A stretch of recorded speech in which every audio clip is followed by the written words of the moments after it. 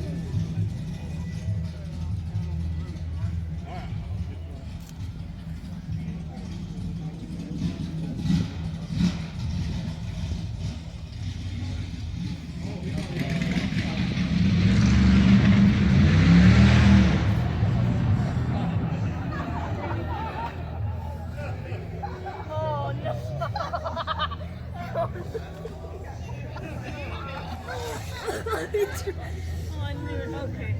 So what did he do wrong?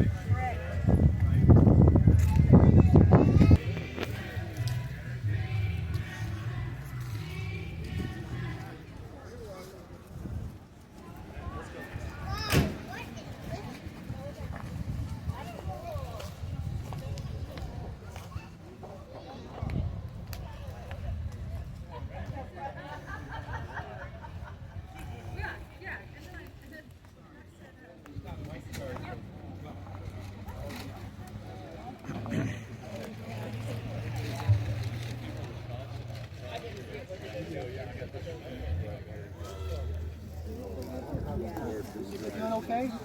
Yeah, he started barking at one point, and I took him for a little walk because I think he's getting restless. Yeah. I'm doing pretty good Like too. Mark's being switched to my phone is really loud. That guy got pulled over. Oh, I saw, yeah. That wasn't a 500 there. It was a 472.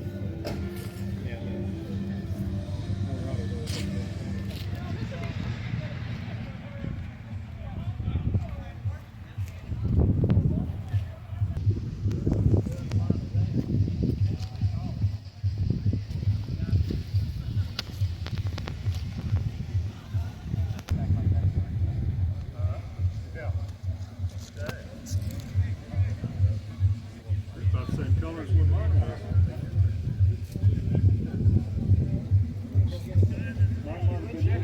Good to see you. You too.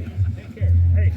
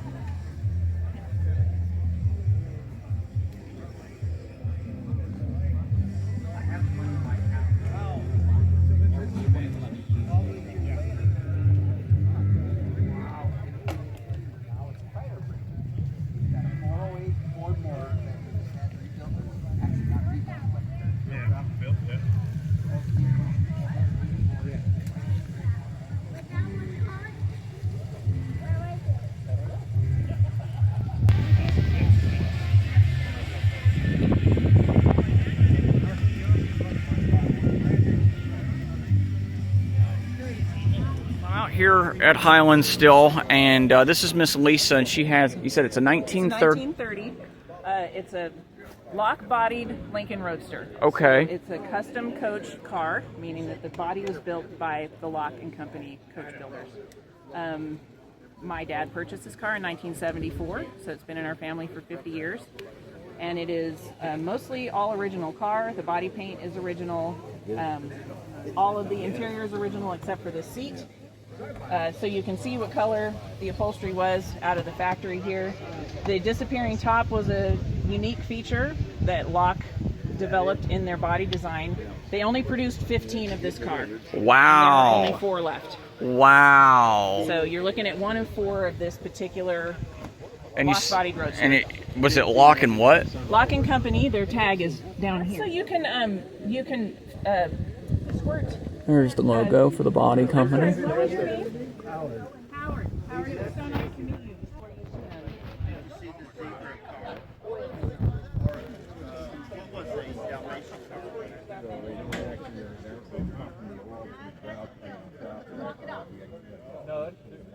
Yeah, I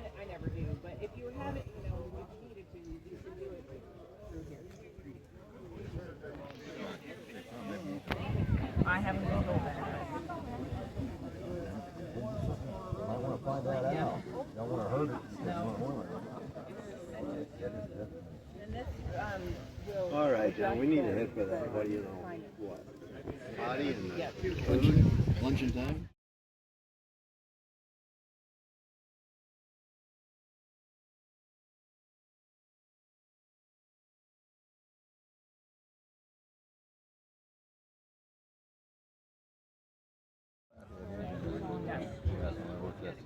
They actually take the intake down underneath and put the valve. So I'm here with Mr. Bob, and you have this 46 Ford. So what's the story about this one here? Well, this very truck used to work at the depot on Dixon Street in downtown Fayetteville. Okay. And I know that because this old lady saw me in the supermarket parking lot and said, I know this truck. And I said, how so? She said, my husband used to be the Railway Express agent down at the depot, and this truck worked there. I bought it in 1968 when I was 18 years old, so I've had it 56 years. Drove it for 2 years with the original flathead 6 motor in it. Drove it 300 miles up to Columbia, Missouri to college. And then in 1970, I bought a small block Chevy engine that had been in a Corvette that burned up in a fire for $50. I got that engine. A friend of mine is a real good mechanic, and we put it in. Okay. And I've been driving it ever since. It's been all over North America. Been to both coasts, Canada, Mexico. It's been gone through all the stages of my life. It's a college vehicle, hippie wagon, family station wagon, a camper. It's a good work truck because it's a 3/4 ton. Have you seen the interior? I saw a little bit of the interior. Now, I saw the sign. It says Railway Express Agency, and someone told me that it was something before UPS. You're right. This is back when everything moved by rail. That's why it's up high like this. It's the level of the box cars. Okay. But, I insulated it and paneled it, put the headliner in. This is the best shape it's ever been in. It was a new truck. Well, this is a wonderful piece of history you got here. It's very rare. In my 56 years I've had this, and I've had my eye out for them, and I haven't seen more than 6 or 7 in all that time. Wow. The body was made by Checker Cab Company. There's a plate on the other side right there. Yeah, I saw that written on the sticker over here, and I'm familiar with Checker Company because they built a lot of the New York taxis. Right. So that perked my ears up.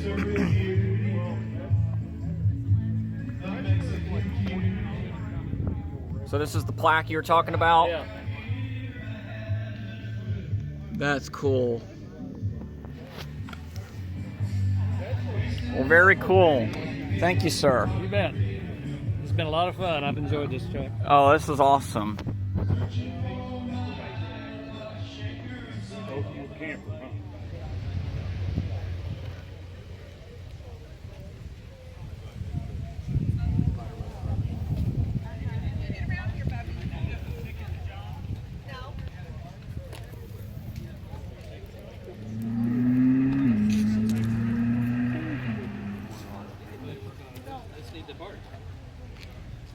Alrighty, I'm working.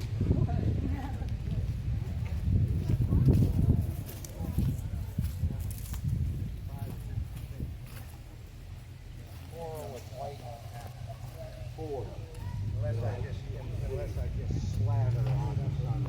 That's on it. Yeah, I guess. I spent a lot of time on it. I used sunscreen the first time. And maybe a little the second on my face.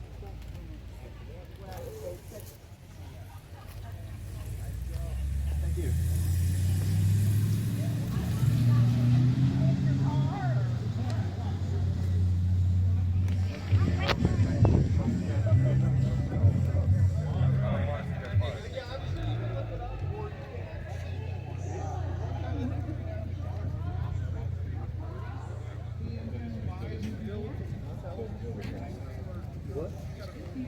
There's some for sale.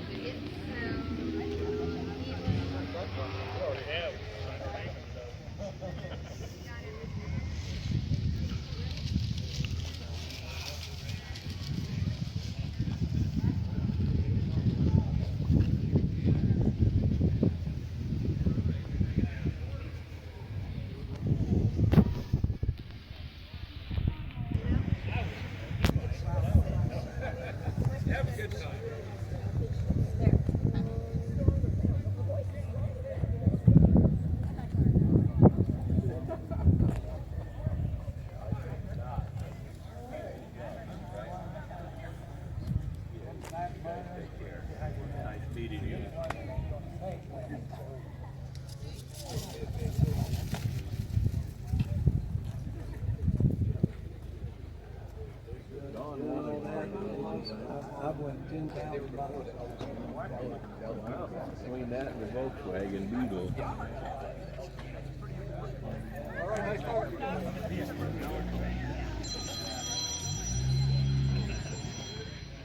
Somebody's just having the time of his life. Always find the dog. And he loves people. So.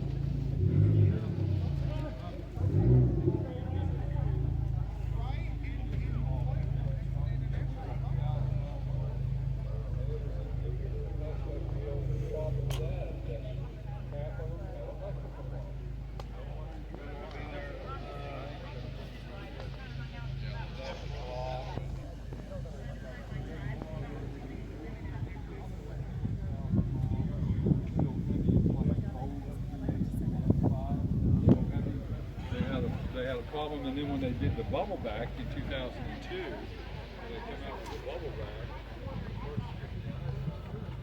They weren't ready for